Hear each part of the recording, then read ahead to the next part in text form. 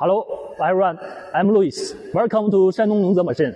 And there are two pellet machine with 160 power, and its capacity is 2.5 ton per hours. And the two pellet machine we are going to send India tomorrow. Client's raw material is 100% pedestal, but it's not only for pedestal.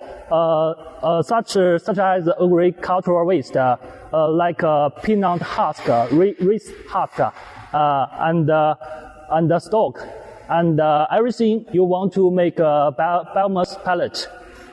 And today is a brief introduction for our two pellet machine. And if you are interested in making a biomass pellet, and you can contact Luis along the team.